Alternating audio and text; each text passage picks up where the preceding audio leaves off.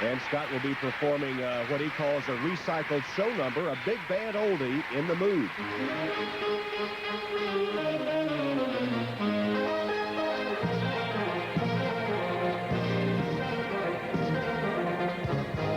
And this is a fun, comfortable number for Scott. And what he's done in the past week, he's changed the choreography to add all the elements, starting here with a simple double axel.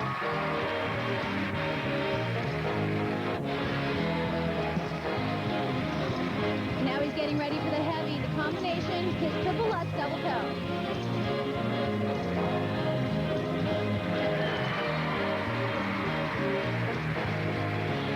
Well, a little relief there from Scott. Just put down, but it was still completed.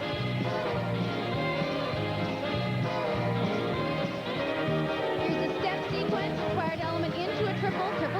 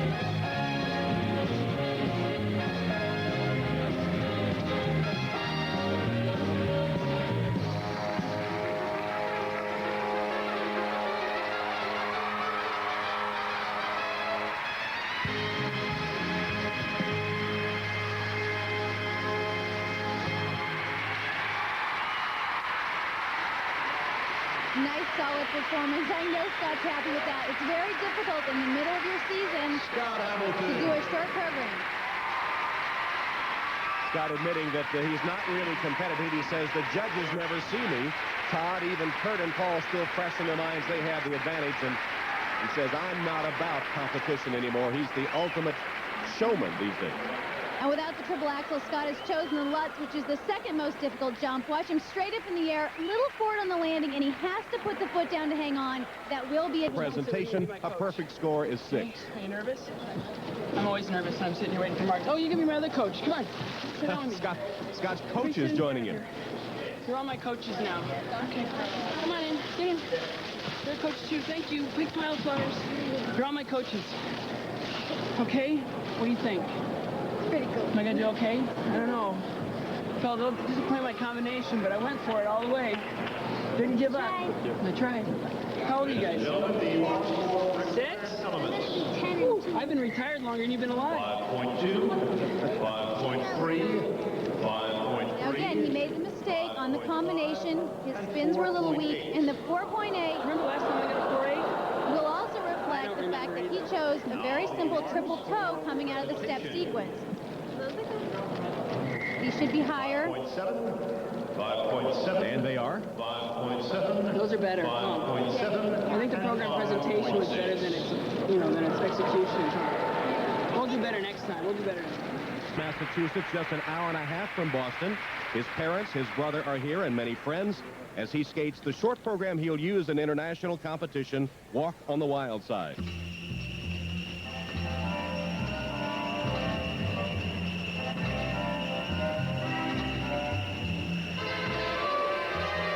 And this is where Todd has the advantage over the other professionals. He's been training this program every day with the 8 required elements. Starting with the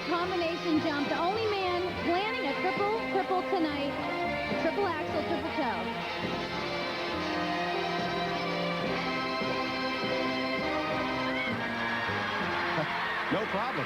Absolutely perfect.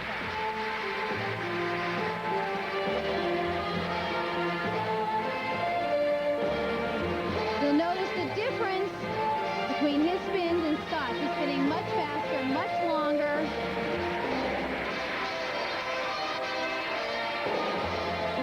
Todd went through that period of a loss of confidence for some 3 years, but he has come back and at the top of his game right now.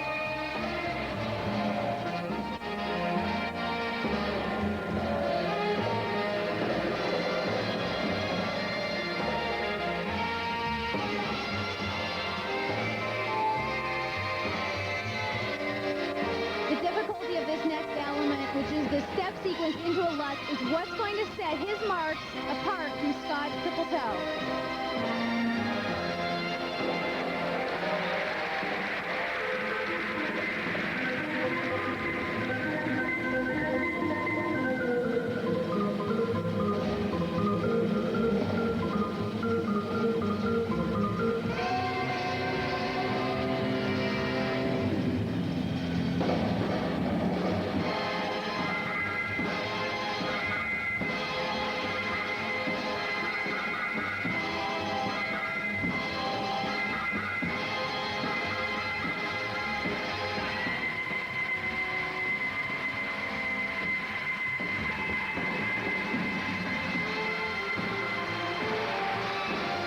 Spins are fast and well-centered. Again, the spins are just as important in the short program as the jumps.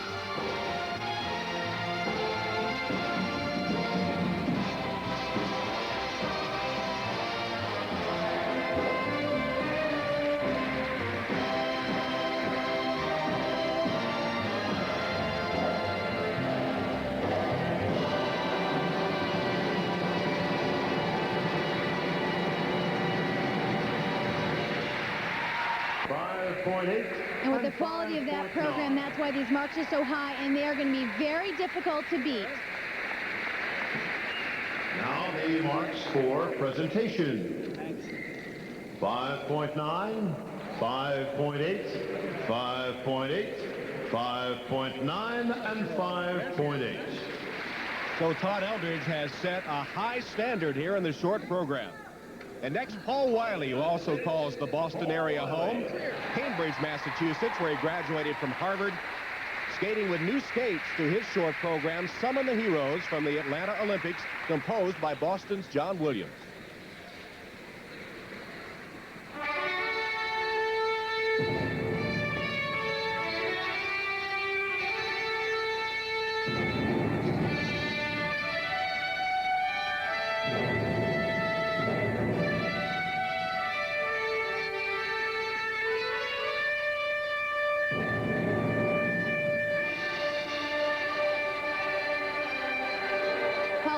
Program with a triple Lutz double loop.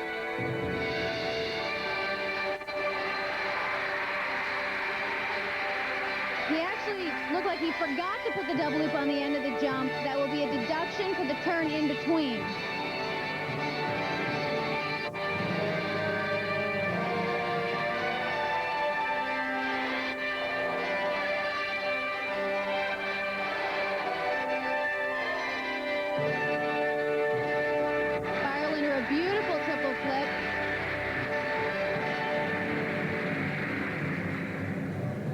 We mentioned the new skates. He thought the old skates were part of a poor performance at the World Pro Championships.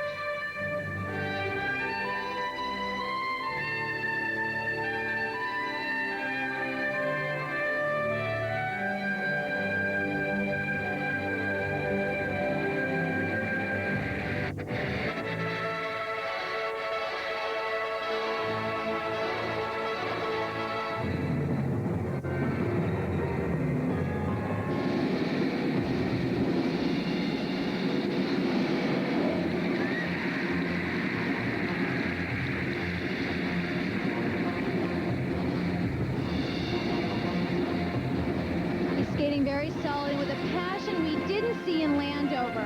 He was very disappointed with his performance and his finish, and he's here to prove something tonight.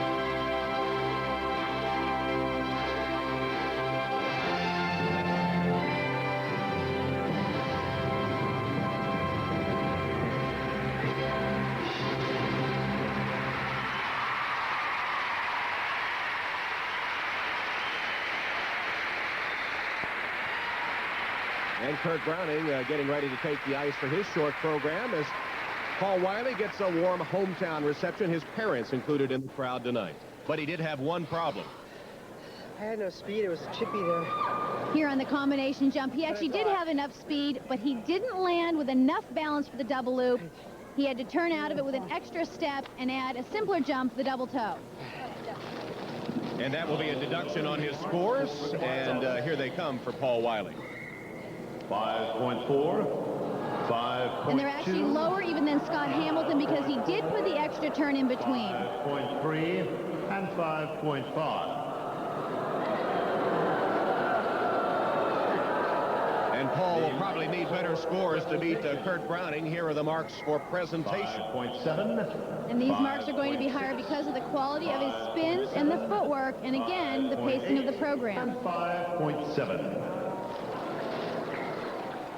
And now Kurt Browning, a strange look on his face as he gets ready for his unfamiliar short program, coming off his second straight World Pro title. Browning. This short program is only 1 week old, and he has not skated it once from start to finish.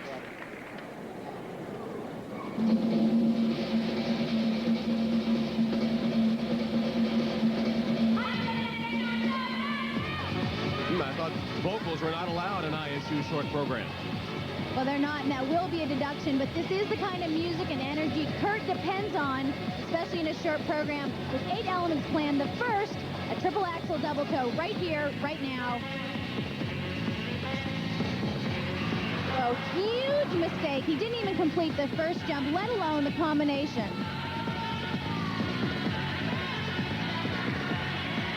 Right now, he's wondering, do I add the combination later and count that as my triple jump? Or do you just move on from here, take the deduction, and make the rest of the program clean? There was a solid triple toe Wally. He has missed the combination jump.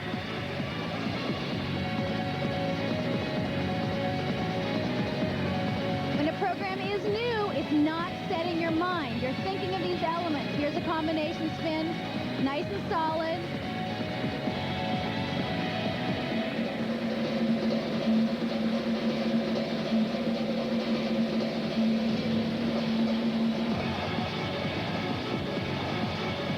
Second combination, sit, change, sit. He has to complete again 8 rotations. Nice.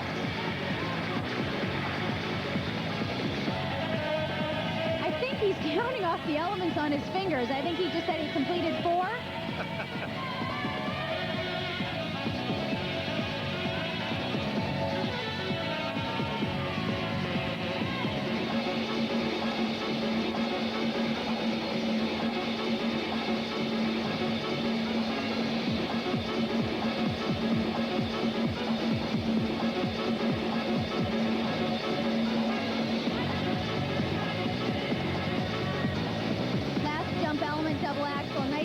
For Kurt, and he did a single axel.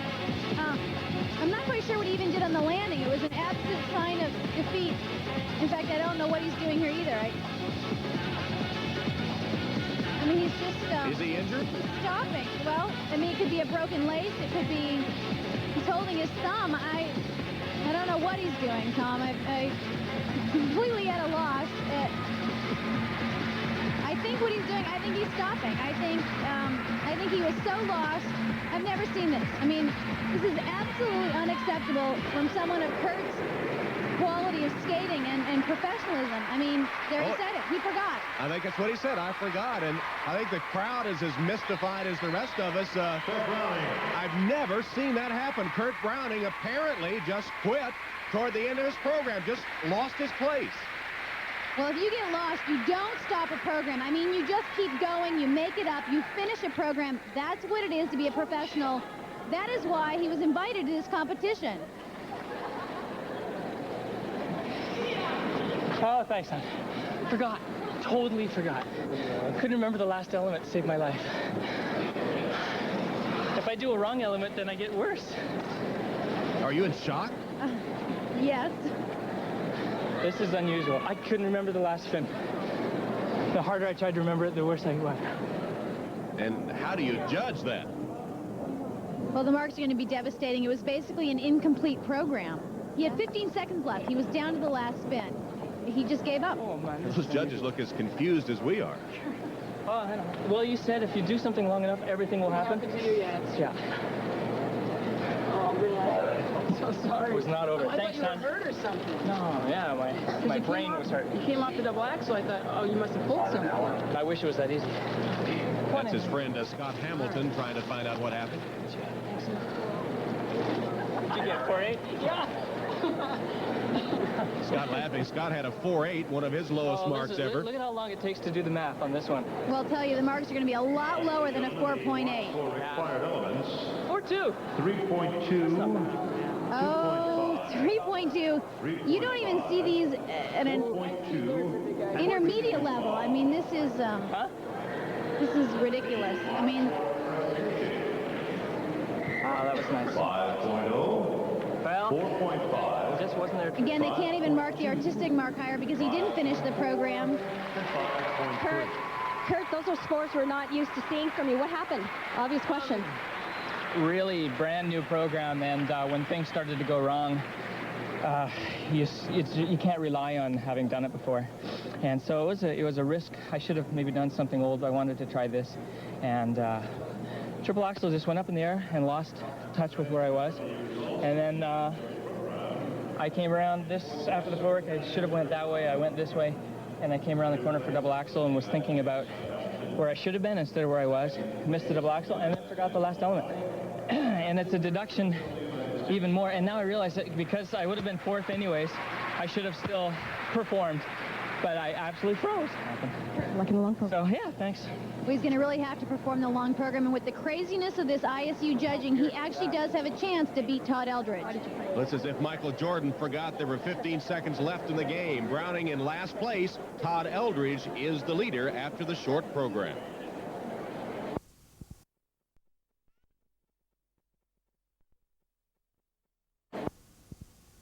So much.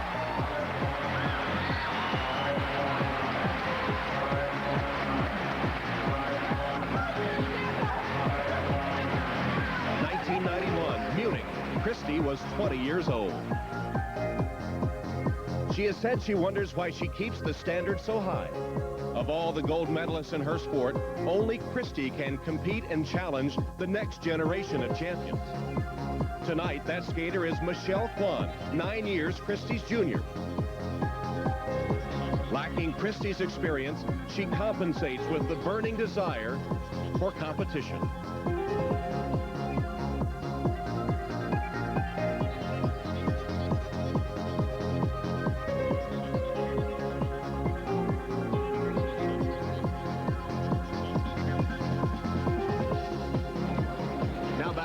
Short program, Yuka Sato, Tanya Kwiatkowski, Kristi Yamaguchi, and Michelle Kwan will skate last. And from Japan, former world champion Yuka Sato.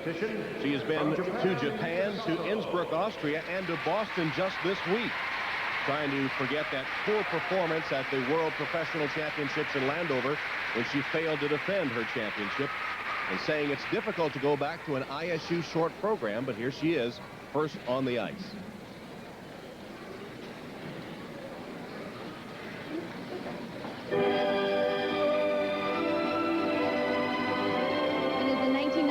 World champion. She's closer than Kristi to these amateur elements. Again, 8 planned for the ladies. Yuka's going to start with a triple loop, double toe.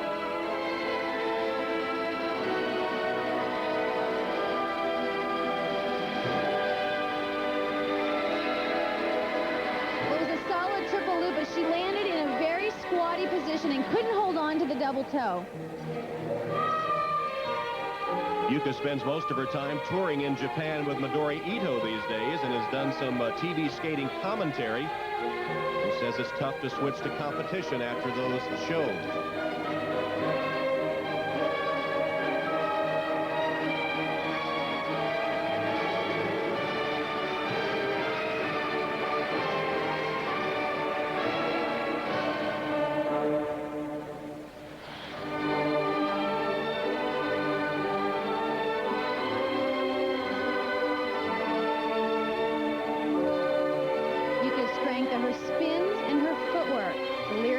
ever skating. And it is difficult to go from show skating to competition, but the experience is evident. In fact, Yuka told me she risked failure at a competition like this just to defend her pride and her personal reputation. Well, she lost the world professional title this year to Kristi Yamaguchi with a very poor performance. She's here to prove that she can still compete with these girls.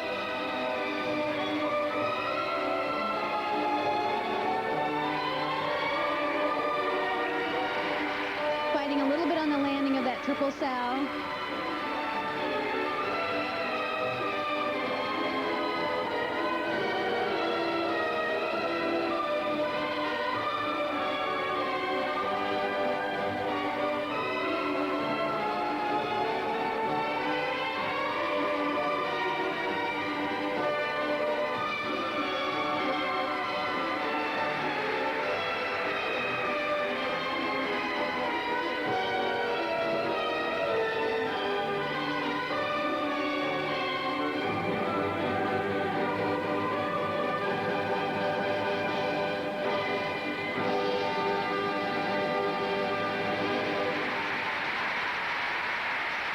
Lands too far forward, which doesn't give her the speed for the double toe. Right here, she can't hang on to it, twists around behind, has to fall out of it. Marks for required elements. And here are the scores for Yuka Sato. First for required elements. And they're low not only because of the mistake, but with 3 other skaters, they have to save the marks for the more difficult elements. These will definitely go up higher, but again, she's opened the door for the other skaters.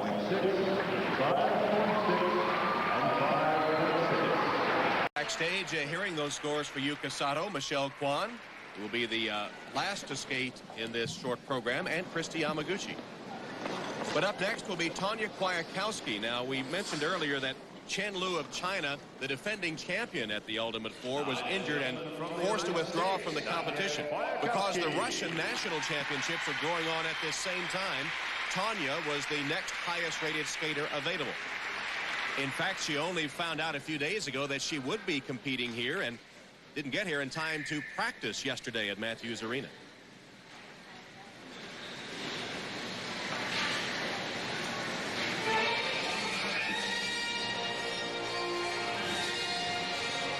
Sometimes the surprise of being invited to a competition at the last minute can be a positive. You don't have time for the nerves. And she's performing her short program, which is very well trained for the season. She's going to open with the triple Lutz double toe.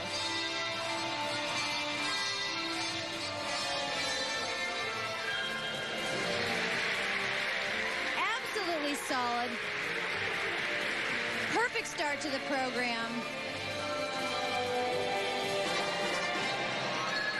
Again, in a short program, you take each element one at a time. You can't let your mind get ahead of yourself. Just ask Kurt Browning.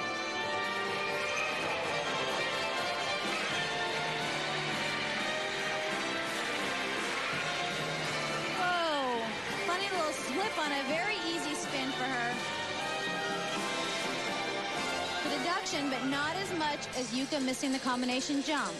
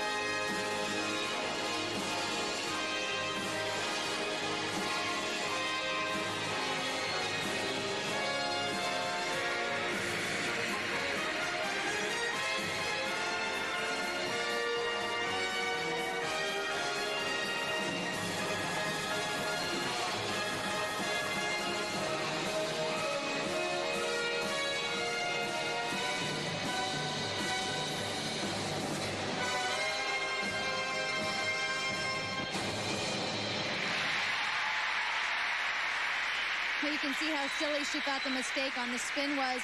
Other than that, it was a very solid program, but it doesn't have the polish and the finish and the experience of the other three ladies, and that will show in her marks.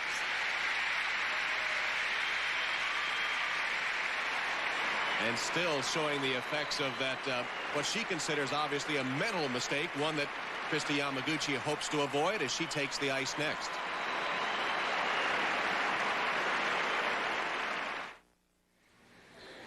We return to Boston, anticipating the first ever meeting between Michelle Kwan and her elder, one she has looked up to, as a matter of fact, Kristi Yamaguchi. And Kristi will be skating next. But first, the marks for Tanya Kwiatkowski. She was upset with a silly mistake she made. Let's see how it costs her. Well, those silly mistakes will drive you nuts. These marks are about the same as Yuka. I think they should be a little higher. Maybe not a 5-5 from the German judge, but again, remember, Yuka made a major mistake on a major element, the combination. Oh, stupid. 5.5. These marks are a little lower than Yuka's because the program wasn't as strong. 6 and 5.5. And now Kristi Yamaguchi, Olympic gold medalist, twice world champion, three-time world pro champion.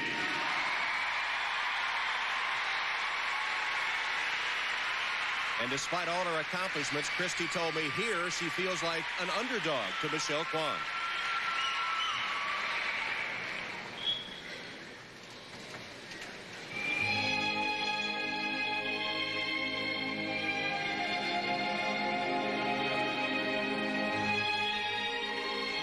Tough position, not being as comfortable with the short program elements as Michelle Kwan.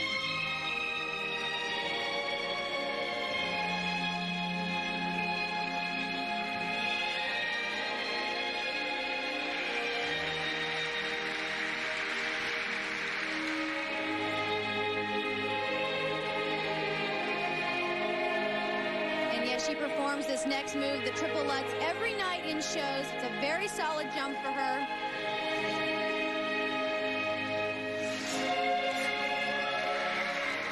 Beautiful. That's the way to start a short program.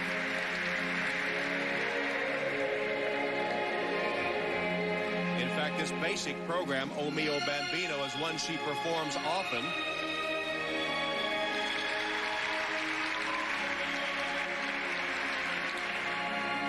The story of a young girl asking permission from her father to marry. She asks and gets approval and sees life from a new perspective.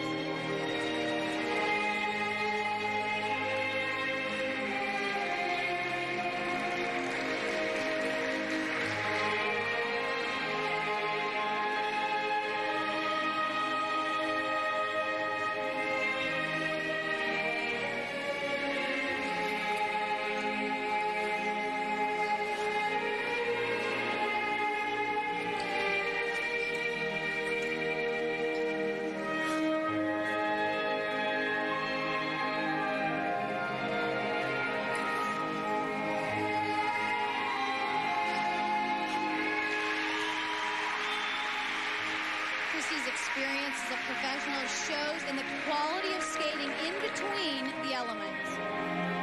Watching her spins, how she's always in a very unique position, adding difficulty to it, and it will show in the marks.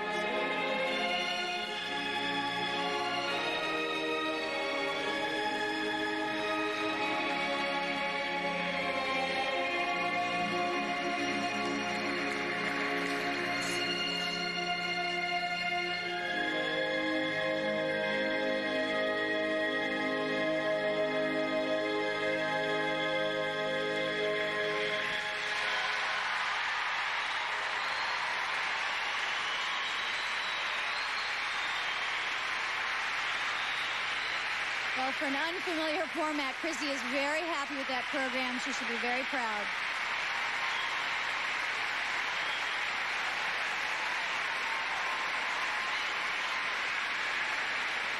I think, Kristi, they're warning the crowd not to throw those small items on the ice. And Michelle Kwan backstage had to hear the roar of approval for Kristi Yamaguchi and her short program. That was gorgeous.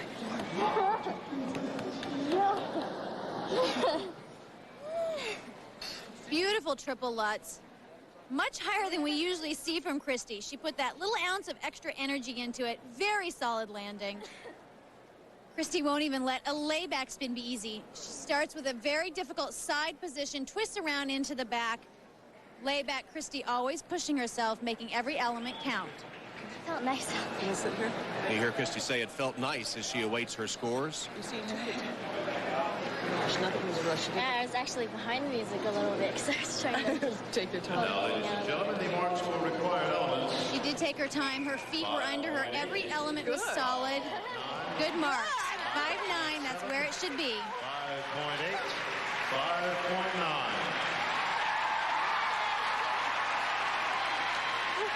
And Michelle's trying to keep her focused, but she does hear those marks. She hears a 5.9, which means those judges expect perfection, and yet she hears 5.7s, which will leave the door open. 5.8, 6. 6.0. Actually, you know what? This is going to be a very difficult performance to beat. Good for Kristi. Kristi, you must admit it's been a bit of a shaky competitive season for you, but this must have meant a whole lot to you to skate this well. Oh, definitely. I'm just coming back to these rigid rules again and going out to perform, and we've worked really hard the past few weeks on this number, perfecting it, trying to get it ready for our amateur level, and we're really pleased. You said you felt like the underdog heading into this competition. Do you still feel the same way? A little bit. I mean, because of the rules and trying to stay within those boundaries, and, you know, the second number is a lot more fun, and we'll try to get the crowd going. Thanks. Now Michelle Kwan preparing to follow that flawless performance. She can match Kristi jump for jump, but Michelle is still experimenting with the combination of artistry, elegance, and maturity in her skating. I'm more of an artist now than I've ever been. There's a lot more feeling in my skating this year than last year. It's more deep inside. Whatever I'm thinking, it usually comes out and shows in my skating. I mean, if I'm angry, I'll be like skating and being more powerful, and then when I'm sad, you can see it on my face.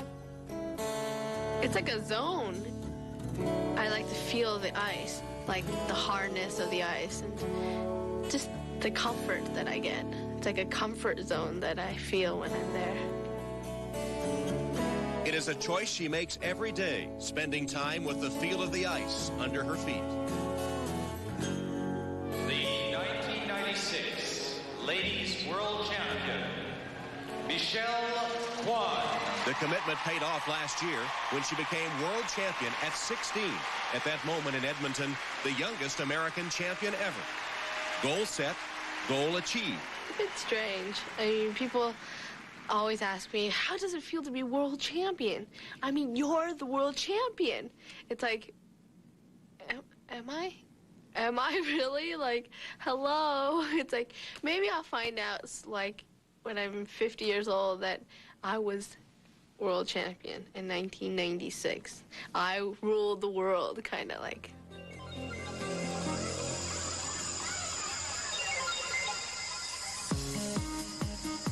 When Michelle first emerged on the world skating scene, it was in the splash of the Tanya Harding-Nancy Kerrigan soap opera in 1994. Here was a kid who brought innocence back to a sport that has never been the same. Her stability has been her family. Her father, Danny, oversees her training, helping Michelle stay grounded while the world watches her grow up.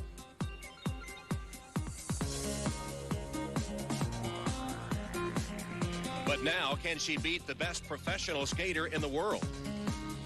Kristi Yamaguchi is the best skater I've ever seen, and I've seen her on TV, and I saw her win the Olympics, and here I am going to compete against her. It's like, who am I competing against? Kristi Yamaguchi? It's like in my wildest dream, do I ever compete against Kristi? And now Michelle's wildest dream is about to come true. Now, ladies and gentlemen, from the United States, Michelle Kwan.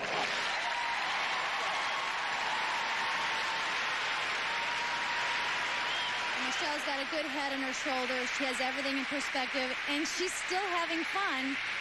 She can keep the pressure under control. That's the toughest kind of competitor.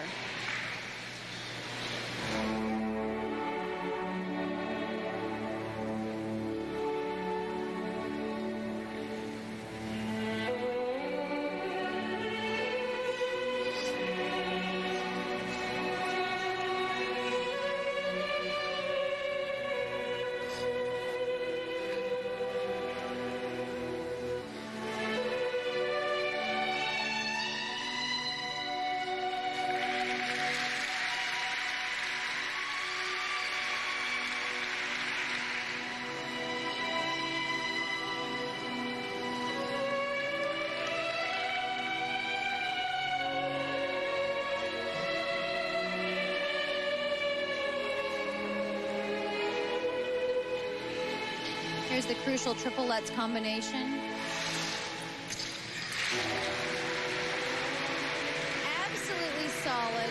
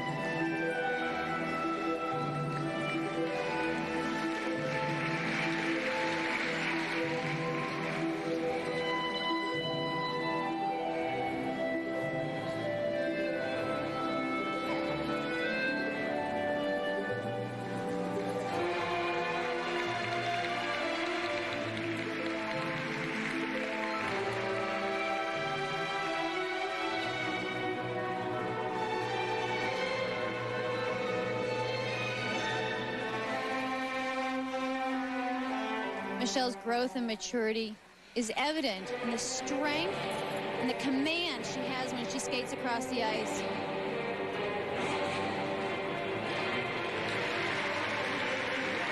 Notice there's a lot of turmoil in this music. It's the story of Desdemona and Othello.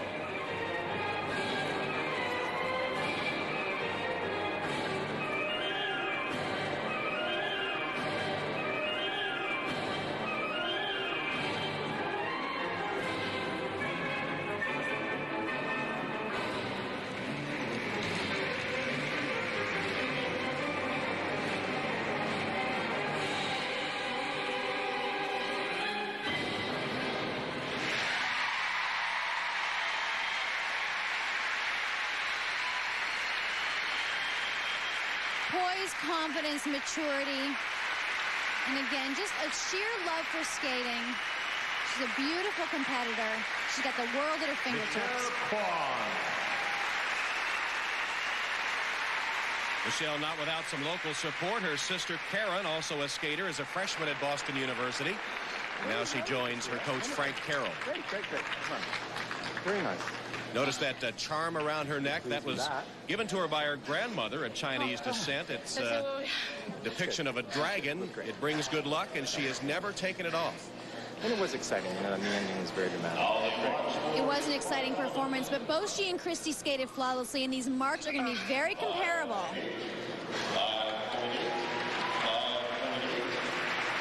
And they are, and it's going to come down to the artistic mark to see who's ahead.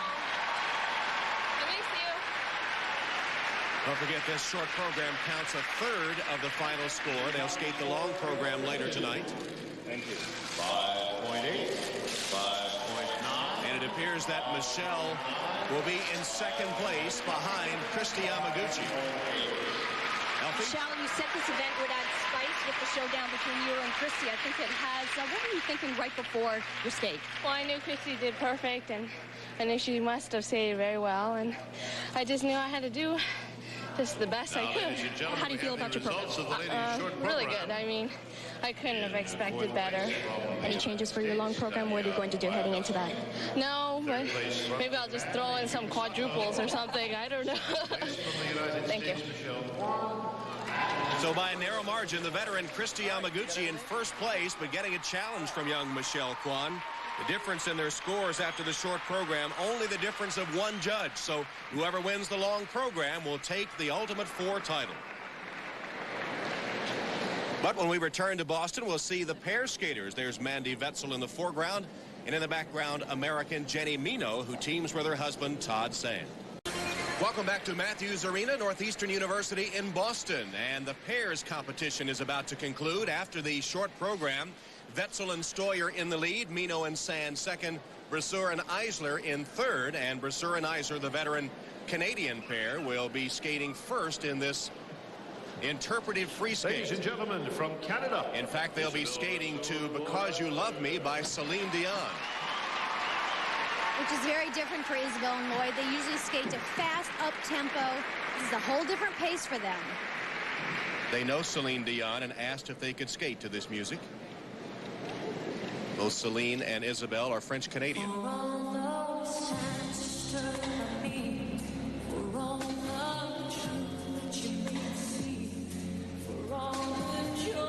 just because they're skating to a slower piece of music doesn't mean they're not going to add their speed and their daring dynamic lifts.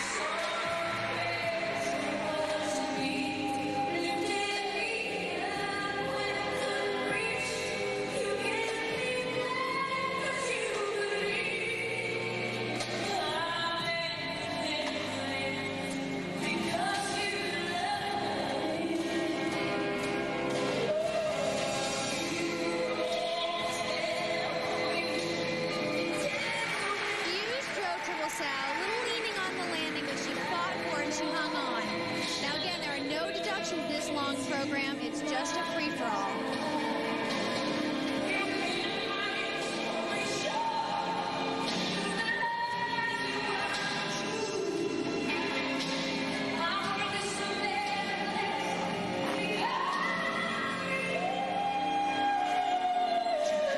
Huge split triple twist.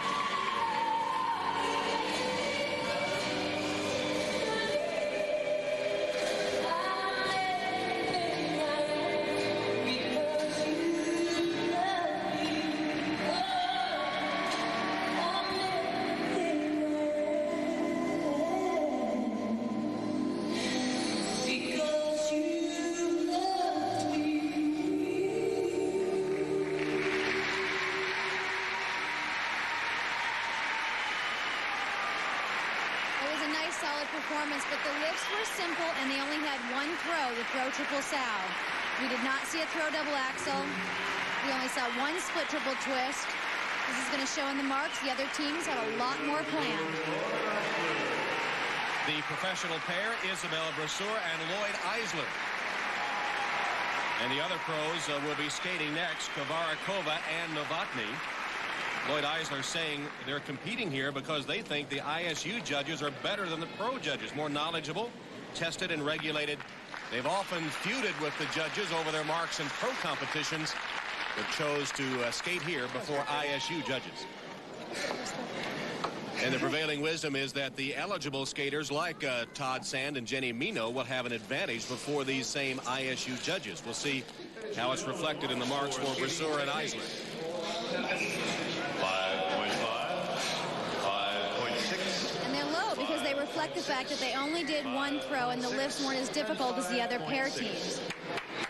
And Lloyd may be taking back his remarks complimenting the ISU judges with that sarcastic applause. But if anything, these judges are going to be tougher on Isabelle and Lloyd. You'll notice these marks didn't come up very much. 5.6 and 5.7. ISU, you're jerks. Okay. Pretty well summed it up. The other professional pair, Radka Kavarakova and Renee Novotny from the Czech Republic. They have won both the World Championship and the World Professional Championship, just flew in from a competition in Frankfurt, Germany. We'll see if jet lag affects them in this long program.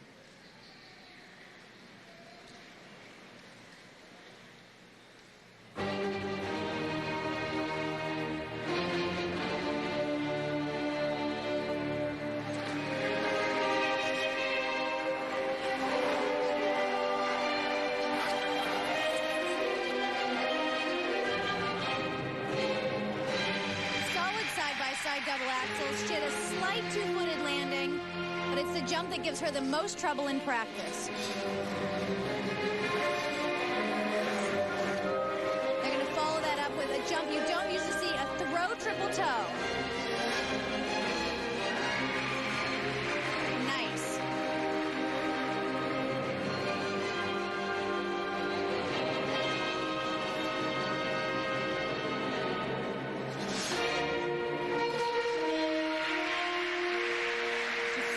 Into a huge throw triple twist. I would say pretty strong for just getting off a plane and having no sleep.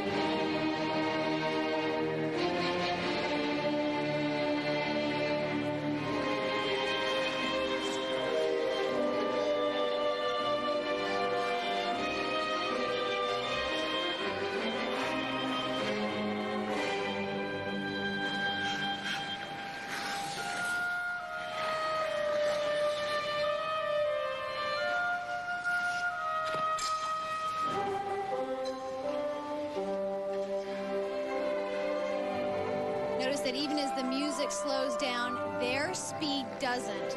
Very strong team, always pushing.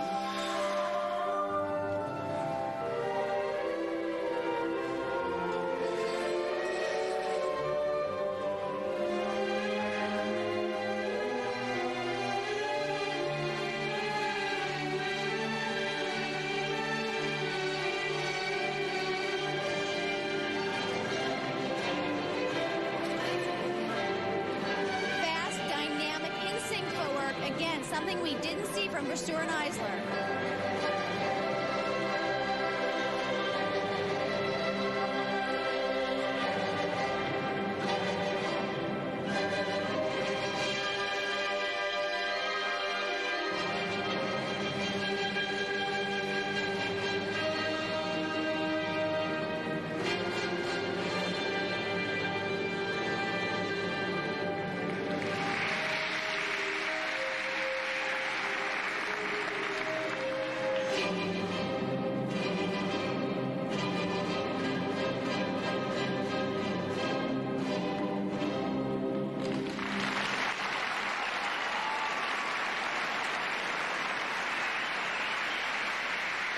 Mostly happy landings after that long flight to get here for Kavarakova and Novotny.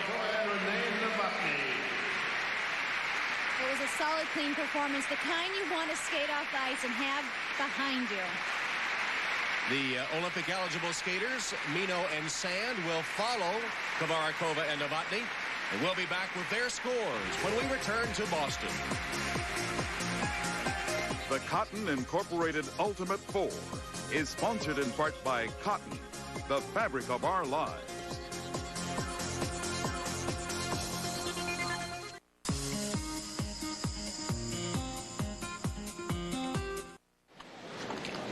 As we return to the Cotton Incorporated Ultimate 4, the husband-wife team Jenny Mino and Todd Sand will be on the ice next in the pairs competition. Backstage, Mandy Wetzel pacing, awaiting her turn on the ice. But first, the scores for Kavarakova and Novotny. 5.4, 5.5. Well, they should have been much higher, and they should actually have been much higher than Brasseur and Eisler, again, because their elements were much stronger. He landed side-by-side double axels and a throw triple toe. 5.6, 5.8, 5.6. Looks like they can't believe it. They're too low. Well, what can you do? That's exactly right. What can you do? All you can do is skate your best. After flying in from Germany yesterday. Well, next, Jenny Mino and Todd Sand, married in July 1995. Their long program from Secret Garden, a difficult program and only 10 days old.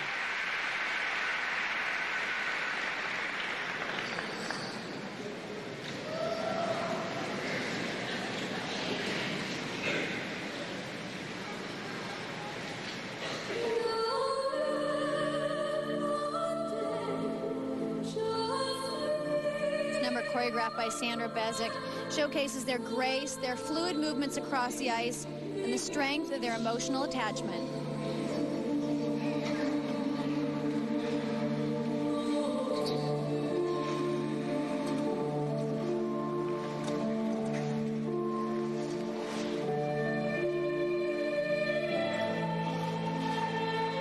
They're always so in sync. They skate as one.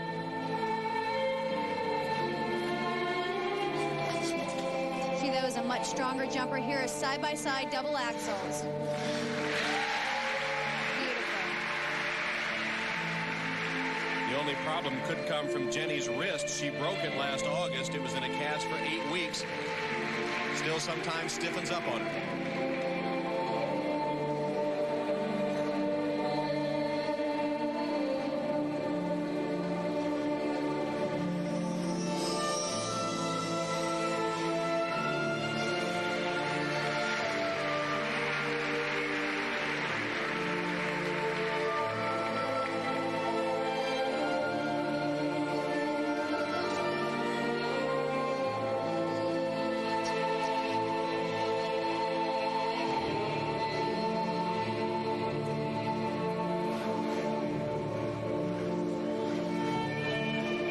Taking speed into a throw triple twist.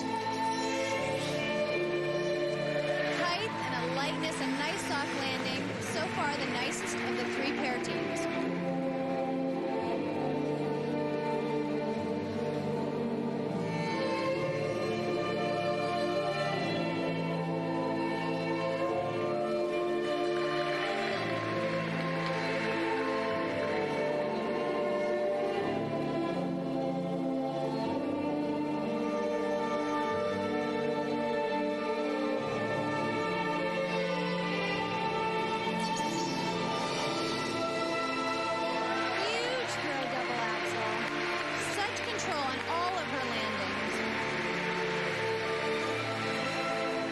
Seems there's any doubt.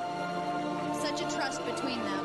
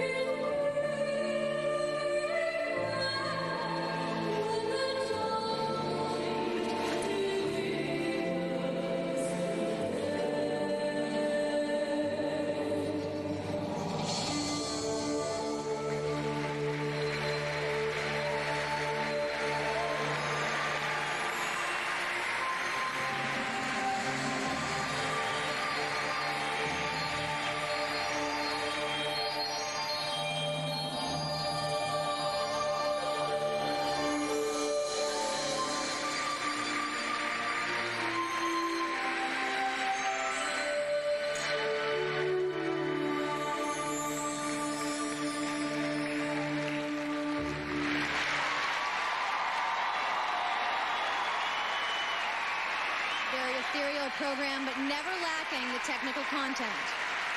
Jenny Mino and Todd Sand. And Todd says the skating really doesn't affect their marriage, but a performance like that might be called for some roses tonight. Jenny Mino and Todd Sand.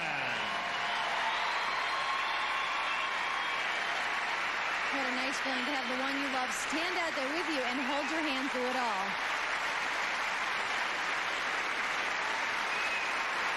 As you have mine throughout this program.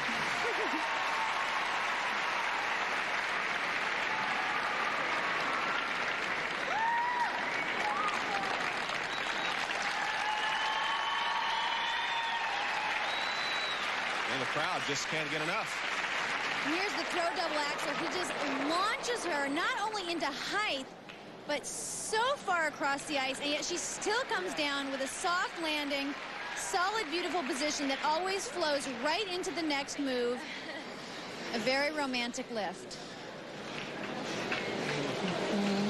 Excellent. Hey, that's pretty marks for skating techniques. 5.7, 5.7, 5.8, 5.8. I think the 5.7s are a little low, especially with the quality of the throw triple twist and the throw double axel. The marks for presentation. These should be definitely higher.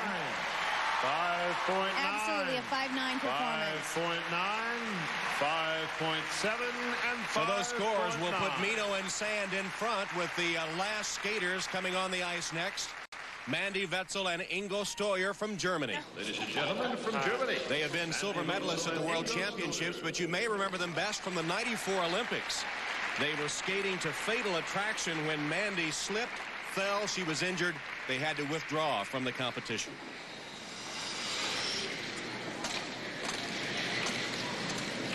Skating to Who Wants to Live Forever.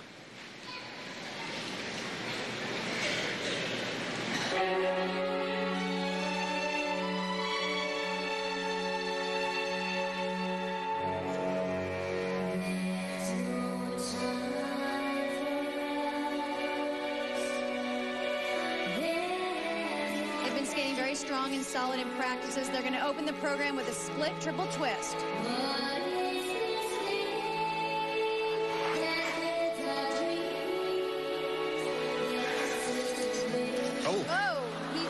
He seems to have slipped off the edge, dropped her, and he's hit his face. I mean, this is... You know, he looks stunned. He looks like... Well, do you keep skating? I mean, this is a disastrous thing to keep going from. Plus, now you have to find a point in the music to pick up the program, to pick up the choreography. And now they seem back on track. Well, back on track, but it totally affects your confidence and your concentration. It's very shaking. Looks like he's bleeding, too. Yeah, definitely. You can see blood on his face.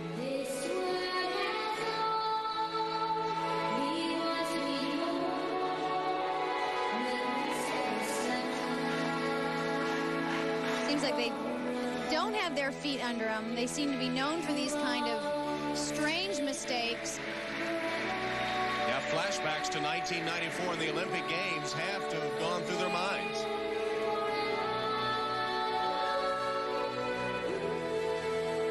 There, it looks like Mandy has something in her eye. What else can go wrong? Well, she may be wiping tears away, and if you let these kind of things affect you and all of a sudden you're crying, you're not going to see where you're going into the next lift or jump. And look at the blood on Ingo's face.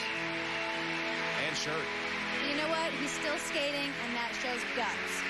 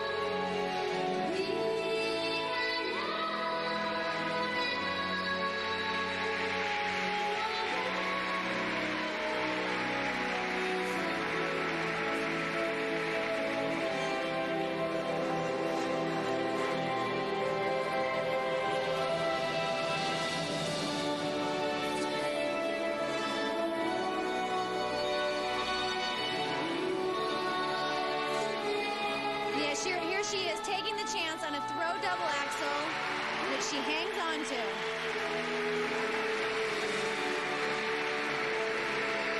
A study in courage as Wetzel and Stoyer approach the conclusion of their program.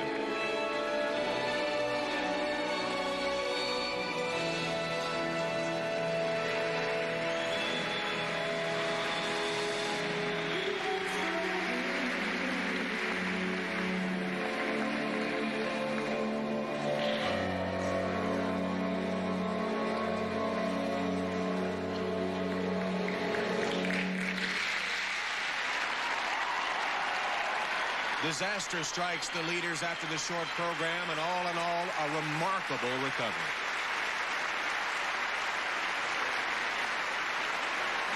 Wetzel and Ingo Stoyer.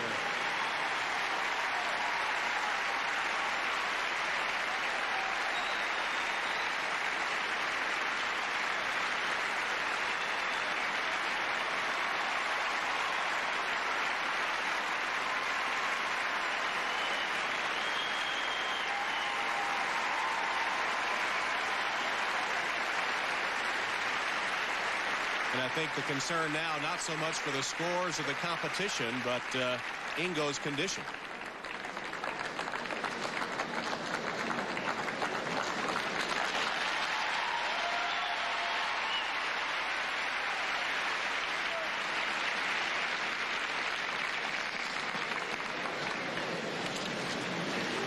This was the crucial moment. Let's see if we can determine how the injury occurred. And ooh, right there, looks like she got him with her left elbow. He goes down and then she goes flying. He's hit his head. I'm actually very surprised they didn't stop the program. At this point, I thought he was out on his feet. But he gamely gets right back into the program when they find a spot. In fact, Mandy looked so concerned at that point, and still does. It's almost cruel to have to sit there and listen to your marks at this point.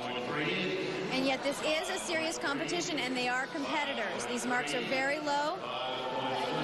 5.4 and 5.2. Well, in scores for bravery, they get a 6. The marks for presentation. 5.4, 5.6. And these scores mean that Jenny Mino and Todd Sand will take the championship.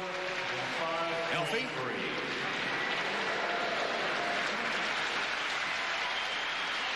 Ingo, just quickly, I wondered if you could tell me what happened out there. I have no idea, so I was in the air, and I just feel it was maybe not straight enough, and so I kicked him with the elbow, and maybe he has a short blackout, and I feel so he needs a few seconds to come back. But did he black out on the ice? I think for a few seconds. Ingo, can you tell me what happened? Do you remember? It hurts in my face, and it's all. Okay. And so the final standings in the pairs competition, Mino and Sand, the champions. Brasseur and Eisler second, Wetzel and Stoyer third, Gavarakova and Novotny finish fourth. And Ingo Stoyer may be needing medical attention. We'll report on his condition later.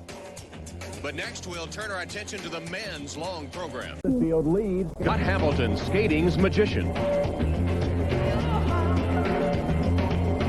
Paul Wylie, he seized one moment and made himself a career. Todd Eldridge, on top now, at the brink 5 years ago. In 1991, Todd was 2 places behind the reigning world champion, Kurt Browning. 5 years and 3 world titles later, their roles have reversed. Browning is capable of collapse, and it is Eldridge that has emerged as the most consistent skater. Came out and skated a short program and were judged. Scott Hamilton has skated in front of ISU judges since the 70s, but it's been a long time since he had this kind of reception. Going into the long program, Scott Hamilton is third. Remember last time I got a parade? I don't remember either. Paul Wylie spent years before his Olympic silver medal facing this exacting criticism. Even with the low numbers, Paul holds second place. 5.3 and 5.5. Todd Eldridge, the only amateur in this event, had the easiest time. He expects this rigorous judgment from the ISU judges and holds the lead. 5.8, 5.9, 5.8, and 5.9.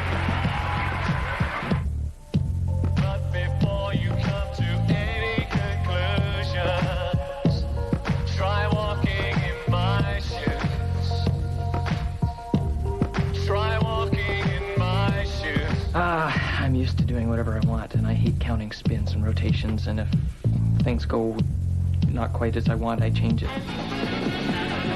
It was one of the most startling moments in any skating performance. He simply forgot and stopped. In professional competitions, Browning can improvise if he forgets a step, but here there are rules, and Browning wasn't prepared. He won this event last year. Now he sits in last place.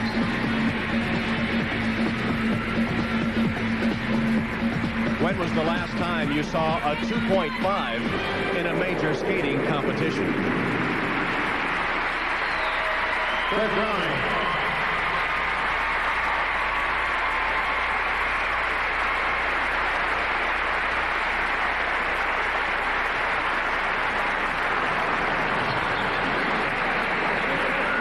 And so now Kurt Browning seeking some measure of redemption in the interpretive free skate. And this is the moment for Kurt to find the respect from himself and from his fellow skaters. Todd Eldridge, the only Olympic-eligible skater in the field, leads with Wylie second, Hamilton third, and Browning fourth. For this program, he skates a familiar number, a Nat King Cole medley. It helped propel him to victory at the World Professional Championships. And his fellow competitor and also best friend Scott Hamilton took him aside and spent a little time with him to help him with a little damage control.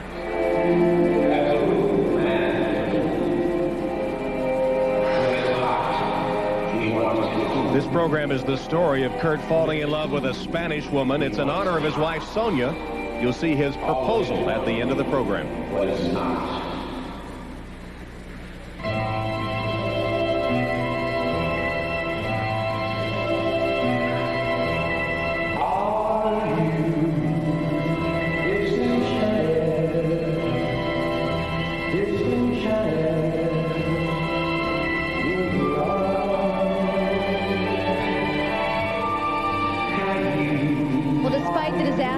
Program, you can't take away from Kurt the fact that he is a complete skater. He combines athleticism with the entertainment, and this program is loaded with jumps. He's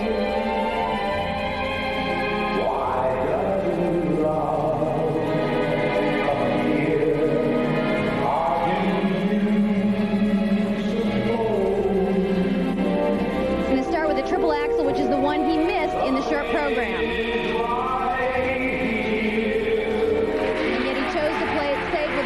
Open double axel.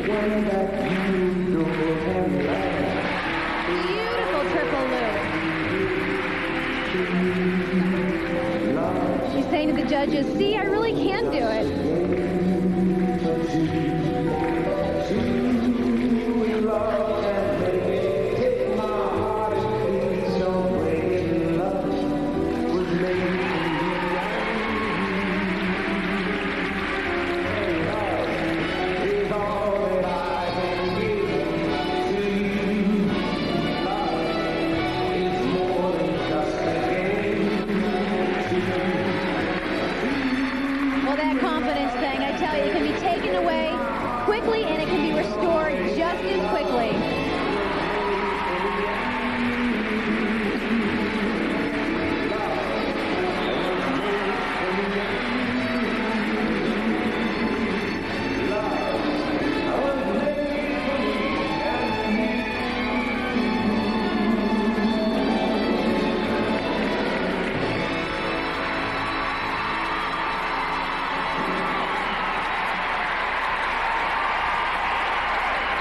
Browning with a smile of satisfaction rather than a smile of embarrassment at the end of the program.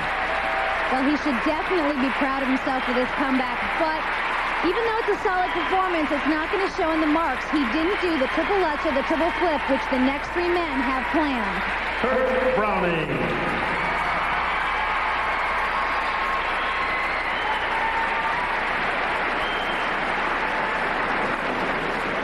And his friend Scott Hamilton, who will skate next. As you noted, Scott helped him put that disastrous short program behind him.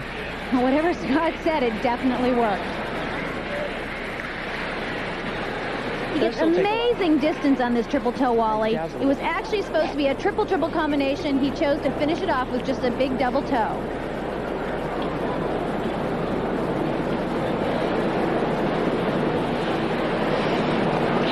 See, if I stay standing, I look taller.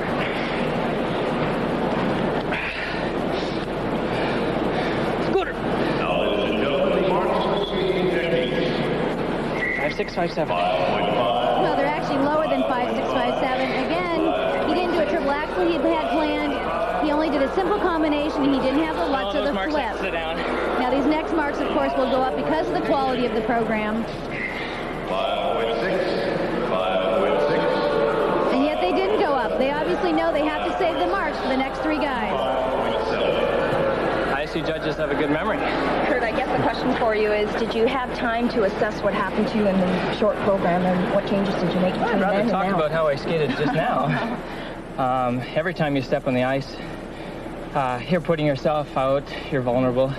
And, you know, I've skated probably 18 programs this year. And except for one skate, I had a really good year. So you forget about it, it happens, and you skate your best. Thanks.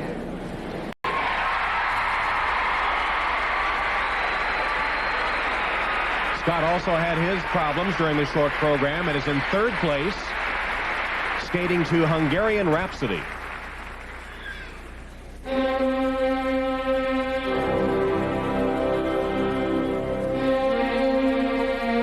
It's a very popular show number for Scott.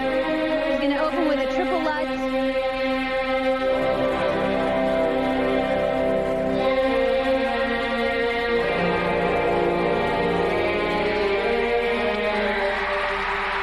Really solid. It's a relief to start the program with that first jump under your belt. He's going to follow that up right here with a triple flip.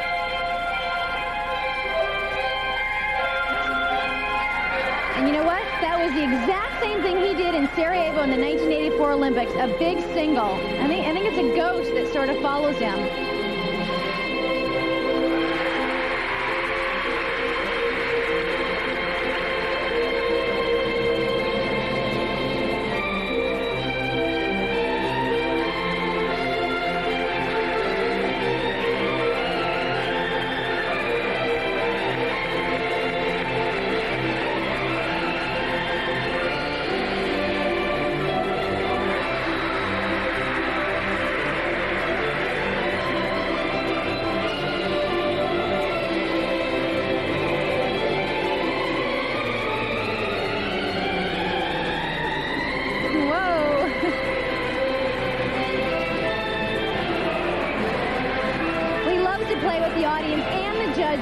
Now, these are ISU judges. They're not really used to this. Are you saying they don't have a sense of humor?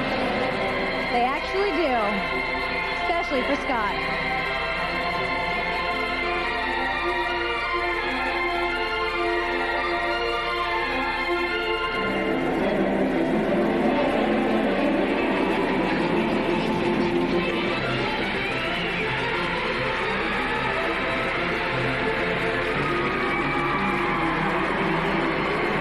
As much out of the crowd as he can.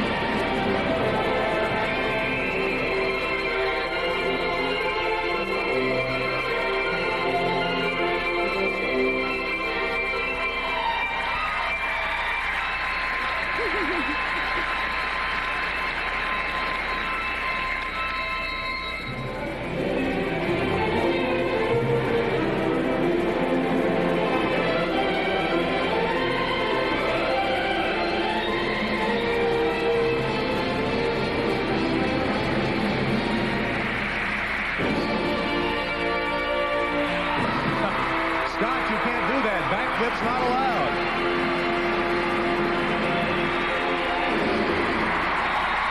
Well, he blew the judges a kiss. He did an illegal backflip.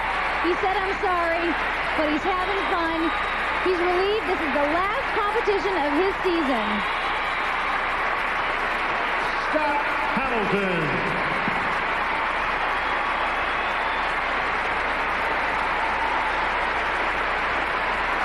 And Scott's satisfaction comes from this audience, not as much from the judges' marks. And with Scott skates, everybody has fun.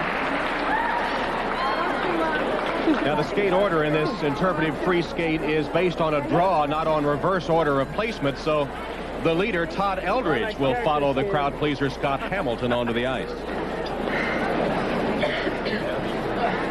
And I notice Scott is bringing his coaching staff in there with him again.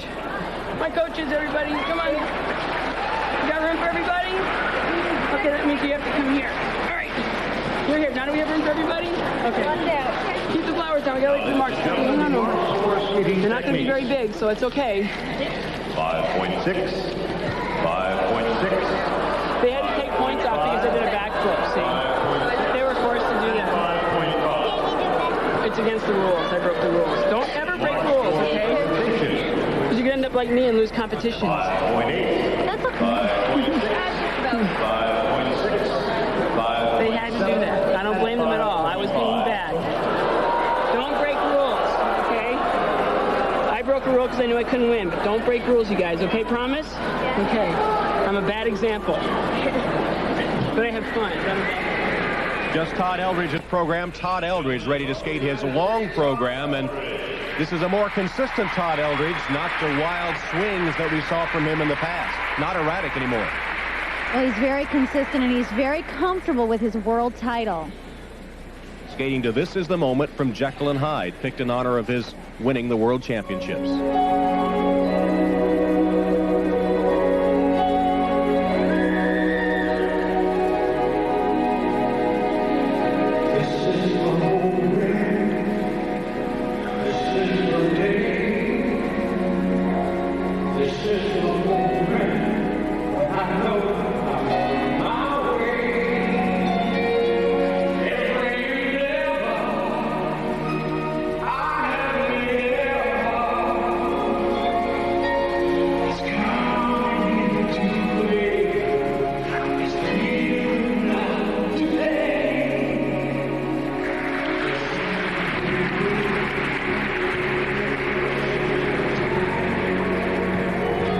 Maturity has come along with Todd's World Championship title, and it shows in this choreography the command he has across this ice.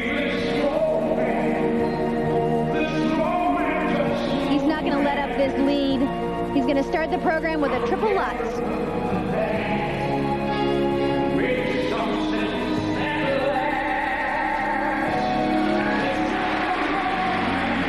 He almost makes it look easy. Sure does.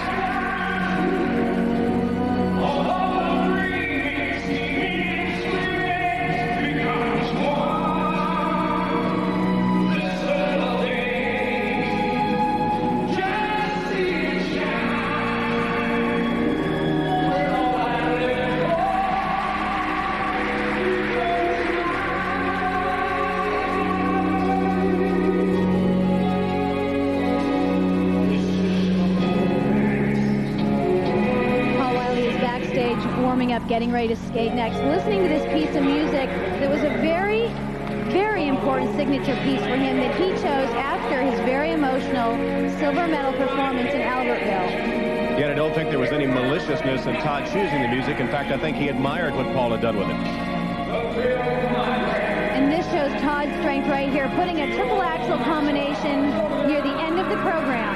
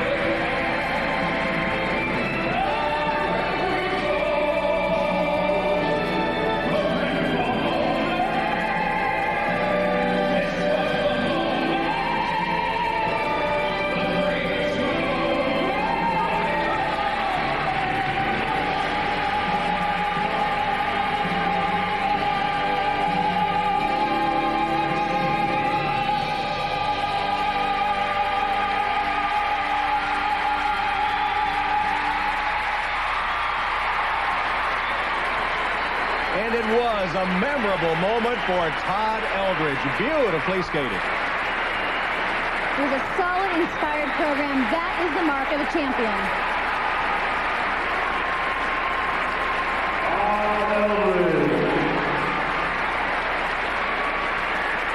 And the fans from his home area of Massachusetts love it. And a tough act for Paul Wylie, the only skater remaining to top.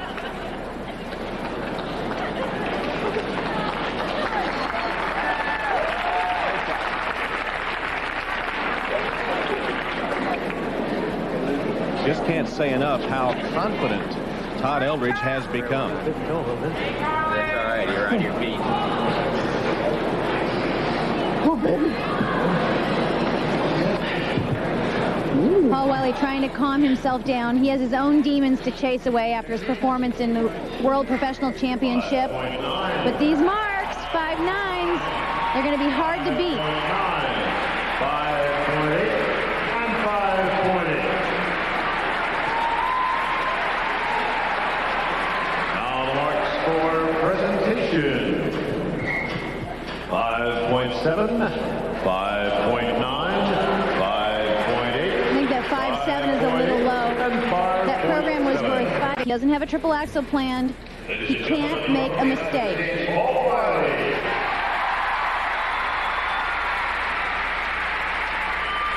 And before his hometown fans, he'll skate the Marlon Brando character from the classic movie On the Waterfront.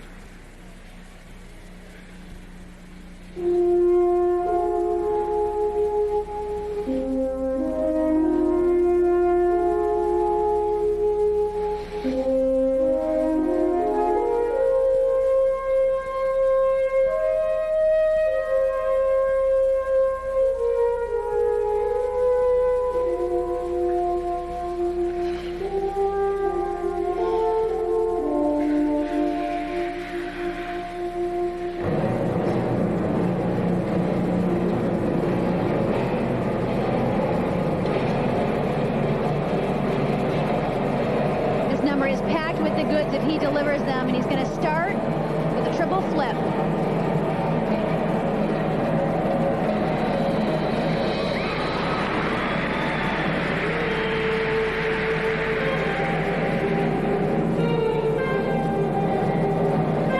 Paul sometimes tends to get ahead of himself. He has to take each element one at a time. Here's the triple Lutz.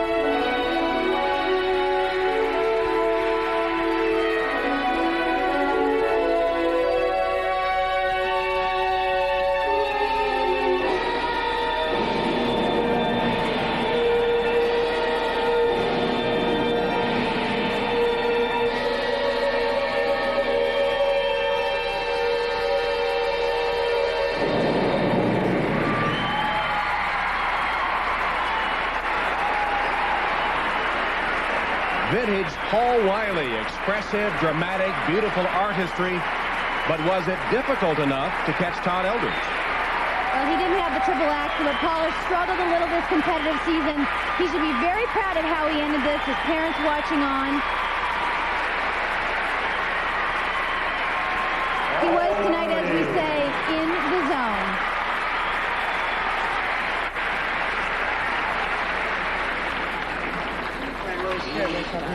And Mary Scott Bold is coach and choreographer. Not only will Paul await the scores for the final outcome of the men's competition, but Todd Eldridge will also be watching backstage, hoping that he can claim this title.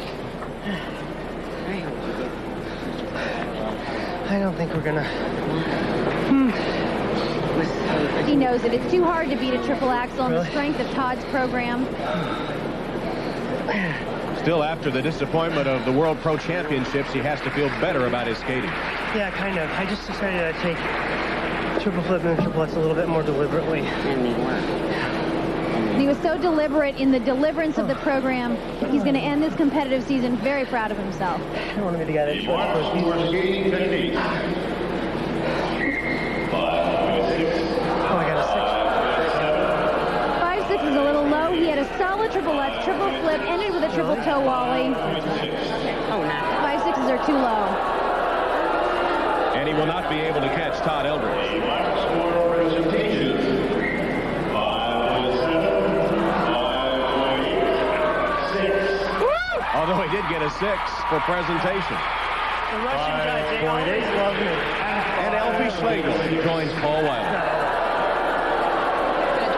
5.6, thanks, Canada. Paul, you came off the ice after the short program and you said I had to fight for it. Yes. Did you fight for this one? Absolutely. I had sort of a crummy warm-up, and I was proud of myself that I sort of held it together in the long, and I love this program. I just felt like God was helping me out there today in a big way. How does second place sound to you? Great. It sounds wonderful. Congratulations. Thank you. So, competition at the Cotton Incorporated Ultimate 4. 16-year-old Michelle Kwan, you think she's feeling the pressure? Nothing like the pressure of that dreaded driving test. She said she never sweats, but when she took her driver's test, she did. She was more nervous than she was at the World Championships, and she failed it the first time. But the second time was the charm, and Michelle has her driver's license, now looking for the title at the Ultimate 4. And Kristi Yamaguchi, some question whether the competitive fire was still there. She talked about competing for only another year or so. Based on the short program, she still has it. She definitely has a competitive fire, and tonight she's chosen La Comparsita, which is a very difficult technical program, all instrumental. And interesting, Michelle has chosen Pocahontas, which is actually a show program, but both are packed technically. And Yuka Sato, who carries the genes of skating champions, both her parents representing Japan in the Winter Olympics as figure skaters.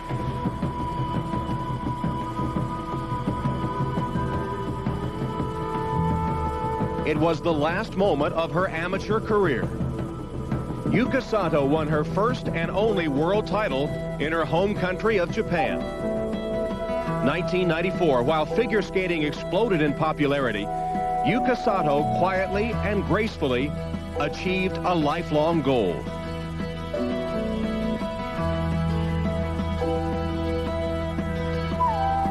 Once world champion, once world professional champion, Yuka's troubles in this competition have left her in third place.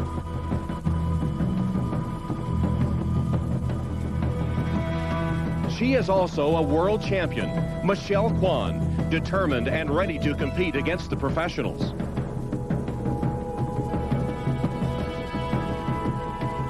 Michelle skated flawlessly against a field with much more experience than she. Overall second, two judges placed her first after the short program. Defeating Kristi Yamaguchi is well within her grasp. Skating before ISU judges again, Kristi Yamaguchi earned first place and a perfect 6. She proved that 4 years after her Olympic title, she is still competitive against the best in the world. Beauty, yes. Elegance, yes. Technical perfection, yes. All she needs to do is skate cleanly, and another title is hers.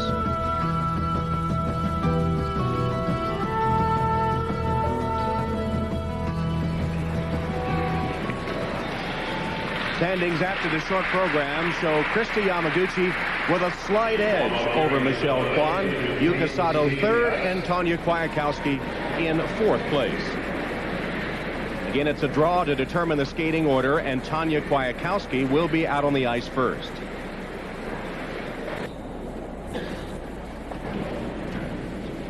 Tom Hammond, Rosalind Sumners, Elfie Schlegel at Matthews Arena, Northeastern University in Boston. The conclusion of the ladies' competition at the Cotton Incorporated Ultimate Four. And now Yuka Sato trying to move up from third place and skating a difficult program to Debussy's prelude to an afternoon of a fawn. And she has 4 triples planned, which is very competitive with Kristi and Michelle, but she cannot make any mistakes.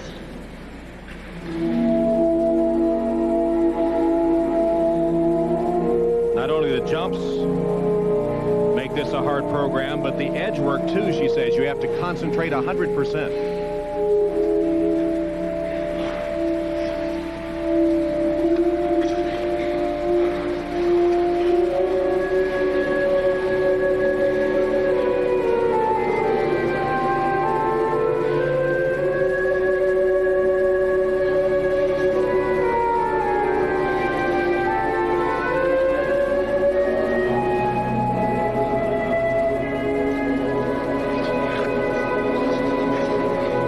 Opening the program with the triple Lutz.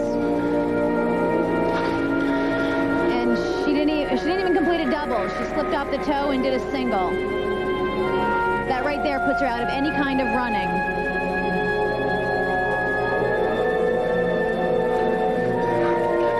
Must be difficult to carry on now. Well, especially with another fall in a triple loop. I mean, at this point, you know you have no chance to move up. You hope not even to drop. All you want is to get through the rest of the program with as few mistakes as possible. In other words, get out of there as soon as you can.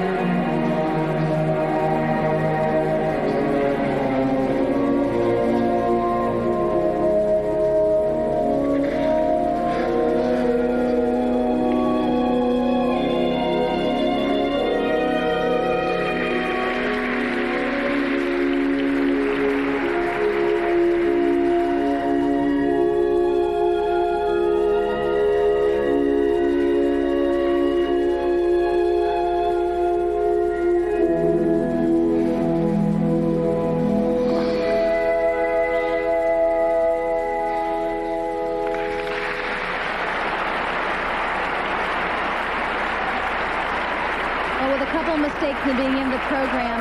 This mood, this lyrical skating cannot be carried out without the excitement of those jumps. And look at Michelle Kwan. She's Not wasting any time. Yuka's still taking bows, and Michelle seems almost anxious to get out there and compete. Well, I know what it feels like to be anxious, but it's also not fair to the competitor that's standing on the ice receiving the audience appreciation.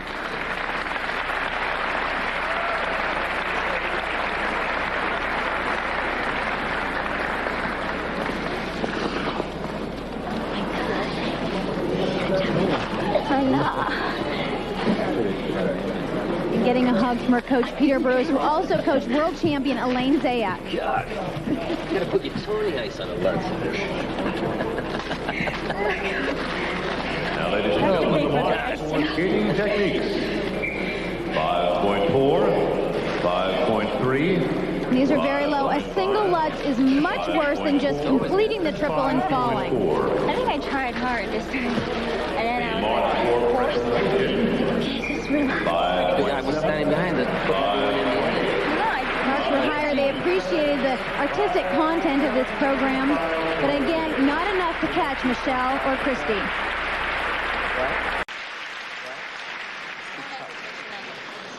No hesitation on the wall. No hesitation on it. Up in and out. Like strong. Go for this. You want to do it well. And you have heart in this program, and you have feeling. You get into the words and the music. Right.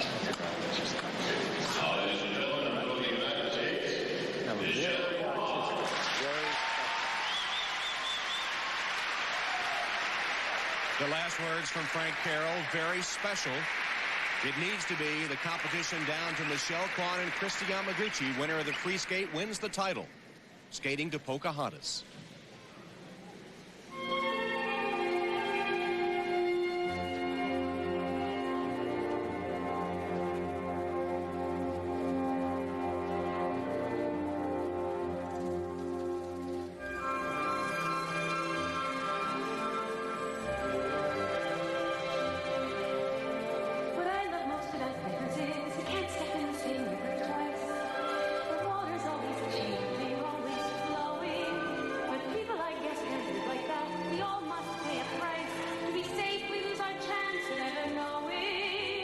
Comfortable program for Michelle, skating at many shows and tours.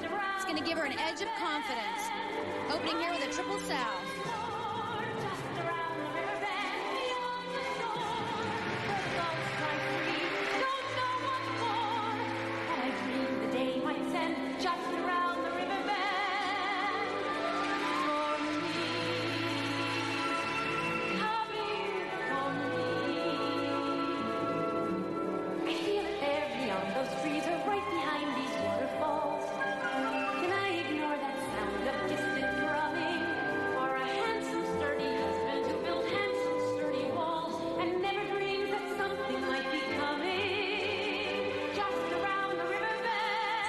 Triple Lutz, which is Michelle's most difficult jump of the program.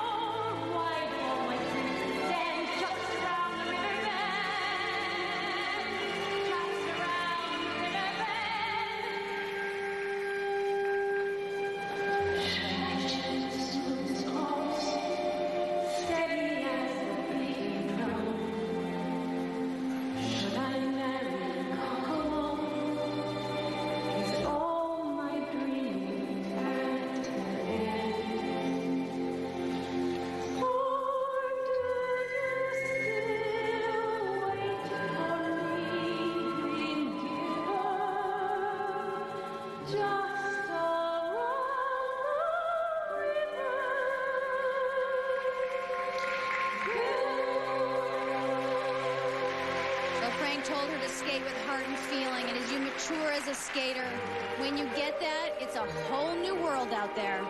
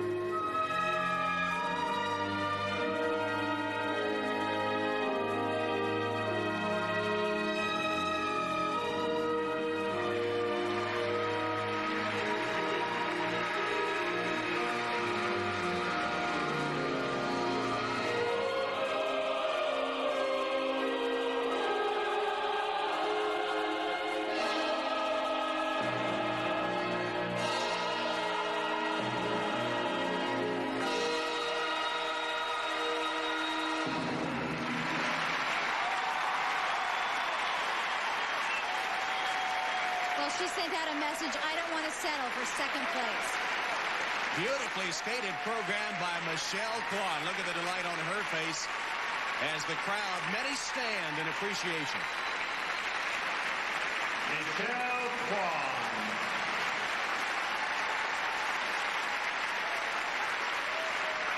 What came across is she was really enjoying herself. She wasn't giving you the feeling that it was all about just competition.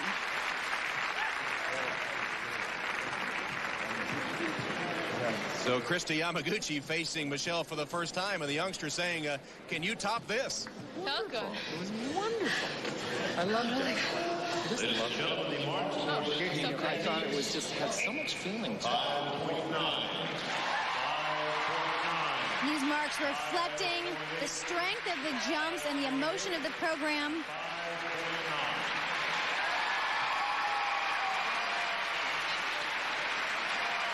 Kristi trying to block out listening to these marks. 5.9s and 5.8s. There's not much room for Kristi. She's going to have to be absolutely perfect. Elfie? Michelle, what do you think? I felt awesome. I mean, emotionally, I was like playing Pocahontas. It was kind of funny. Like, where's my John Smith? You said the only expectations you have of yourself is to always go out there and skate well. Did this live up to your expectations tonight? Of course. It was perfect, and I couldn't have expected better, and it was great. Thank you. And now only Kristi Yamaguchi remains with the title hanging in the balance. The Ladies' Championship at the Cotton Incorporated Ultimate 4 to be decided by Kristi Yamaguchi's free skate. And Kristi feels the pressure of holding on to her lead, but she's been here before, and this is when she's at her best. Skating to a tango. Pretty tough music for a single skater.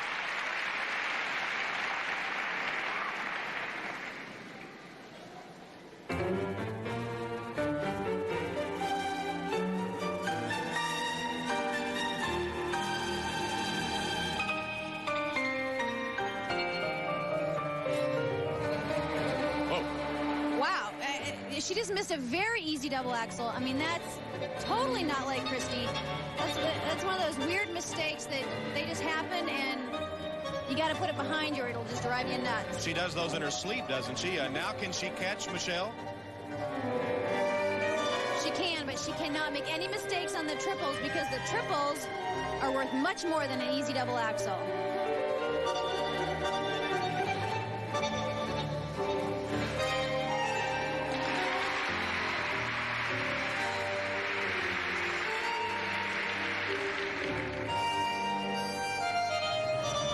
Mind is still thinking, what was that? But she came back and did a beautiful triple Lutz.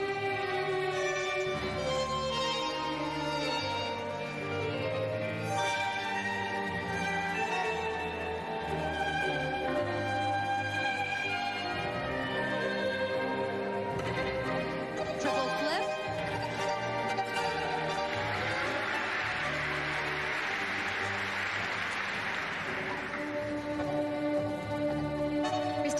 Two triples planned, the loop, which she actually missed in the World Professional Championships, and a triple toe. Now Michelle landed the Lutz. She didn't do a flip or a loop.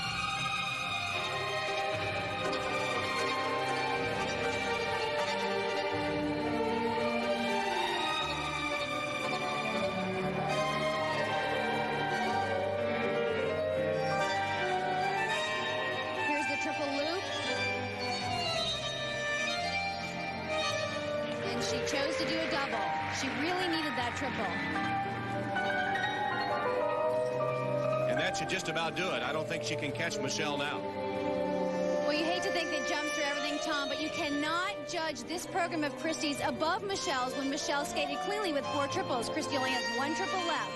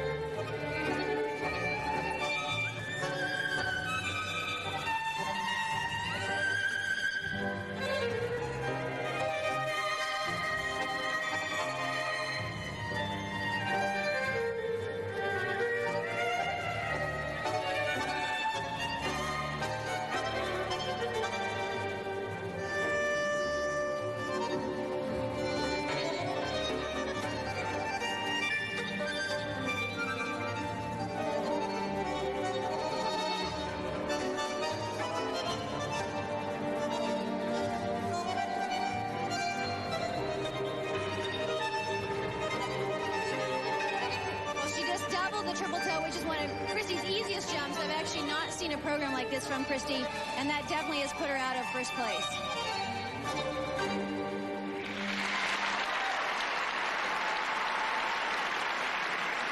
Kristi Yamaguchi, an unusual situation for her, skating with a championship on the line. She has come through so many times, but not tonight. And this competition is too important and too serious to make 3 major mistakes. Kristi Yamaguchi. In fact, the program began with a careless mishap by Kristi. And as unusual as that fall in the double axel was for Kristi, it set the tone of the program. She missed 2 more triples. Michelle had put the pressure on her. She couldn't live up to it this time. And Kristi taking these competitions very seriously. A lot of professionals don't feel they need a coach. Kristi still brings Kristi Ness with her for the support and the encouragement and the constant coaching. Ooh, that's beautiful. So was the flip. Now this is a surprise double axel. It had fine height in the air. Right near the end, she started to lean. She just couldn't hang on to the landing. I know that was a big surprise. I was like, well, can't go any worse than this, so just keep going. And yet, unfortunately, she still made a few more mistakes. 5.8, 5.6, 5.6, 5.7, and 5.7. 5.6s, 5.7s, not something Kristi is used to seeing. And not good enough to catch Michelle Kwan. 5.9, 5.9, 5.8, 5.9, and 5.8. And Elfie is with Kristi Yamaguchi. Elfie? Kristi, you've had problems with this program all season long. What happened out there again?